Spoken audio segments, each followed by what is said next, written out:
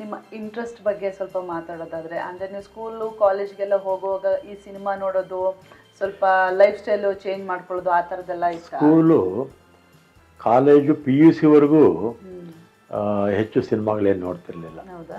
ಎಲ್ಲೋ ಅಲ್ಲಿ ನಮ್ಮ ಮನೆ ಹತ್ರನೇ ಹತ್ತಿರದಲ್ಲಿರ್ತಕ್ಕಂಥ ಸಿನಿಮಾ ಥಿಯೇಟರ್ಸ್ಗೆ ಅಪರೂಪವಾಗಿ ಅವನ್ನ ಹೋಗ್ತಾ ಇದ್ವಿ. ಆಮೇಲೆ ಕಾಲೇಜಿಗೆ ಬಂದಮೇಲೆ ಡಿಗ್ರಿಗೆ ಬಂದ್ವಲ್ಲ, ಆಮೇಲೆ ಇಲ್ಲೇ ಸೆಂಟ್ರಲ್ ಕಾಲೇಜ್ ನಮ್ಮದೆಲ್ಲ ಹೆಡ್ ಕ್ವಾರ್ಟರ್ಸು.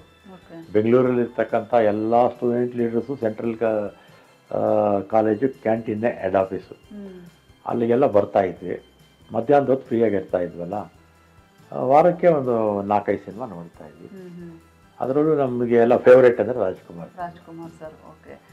ರಾಜ್ಕುಮಾರ್ ಸಿನಿಮಾ. ಬೇರೆ ಬೇರೆ ಸಿನಿಮಾಗಳು, ಇಂಥ ಭಾಷೆ ಅಂತ ಏನಿಲ್ಲ, ಯಾವ ಭಾಷೆ ಸಿನಿಮಾ ಚೆನ್ನಾಗಿದ್ದರೆ ಎಲ್ಲ ಭಾಷೆ ನೋಡ್ತಾ ಇದ್ವಿ. ಆದರೆ ನಮ್ಮ ಫೇವ್ರೇಟ್ ಆ್ಯಕ್ಟರ್ ಅಂದರೆ ರಾಜ್ಕುಮಾರ್ ಅವರು. ಹೀರೋಯಿನ್ ಯಾರು ಇಷ್ಟ? ಹೆಣ್ಮಕ್ಳಲ್ಲಿ ಕಲ್ಪನಾ ಭಾಳ ಚೆನ್ನಾಗಿ ಆ್ಯಕ್ಟಿಂಗ್ ಮಾಡೋರು.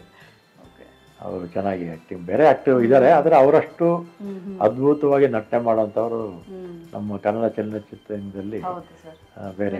ಕಲ್ಪನಾ ಹೀರೋ ಹೀರೋಯಿನ್ ಎಲ್ಲರೂ ನಿಮಗೆ ಎಲ್ಲಪ್ಪ ಈಗ ಇತ್ತೀಚೆಗೆ ಬಂದಿರತಕ್ಕಂಥವ್ರು ಕಡಿಮೆ, ಅದರ ಮೊದಲಿಂದ ಗೊತ್ತು ಎಲ್ಲರೂ, ಬಹುತೇಕ ಎಲ್ಲ ಆ್ಯಕ್ಟರ್ಗಳು, ಆ್ಯಕ್ಟ್ರೆಸ್ಗಳು, ಡೈರೆಕ್ಟರ್ಸು ಎಲ್ಲರೂ ಪರಿಚಯ.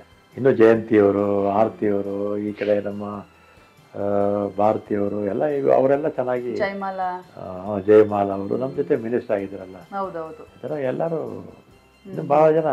ಓಕೆ. ಇವಾಗಲೂ ನೀವು ಥಿಯೇಟರ್ಗೆ ಹೋಗಿ ಸಿನಿಮಾ ನೋಡ್ತೀರಾ ಸರ್? ಅಷ್ಟೊಂದು ಇಲ್ಲಮ್ಮ, ಈಗ ಹೋಗಲ್ಲ. ಈಗ ಭಾಳ ವರ್ಷ ಆಯಿತು. ಈ ಫೋರಮಲ್ಲಿ ಅವಾಗ ಹೋಗ್ತಿದ್ವಿ, ಈಗ ನೋಡಲ್ಲ. ಈಗೇನಾಗುತ್ತೆ, ಮನೆಗಳಲ್ಲೇ ಇದಿರುತ್ತಲ್ಲ, ಸೆಟಪ್ ಬಾಕ್ಸ್ ಇರುತ್ತಲ್ಲ, OTT, ಅದರಲ್ಲೇ ನೋಡ್ತೀನಿ ಯಾವ್ದಾನ ಇಂಪಾರ್ಟೆಂಟ್ ಇದ್ರೆ.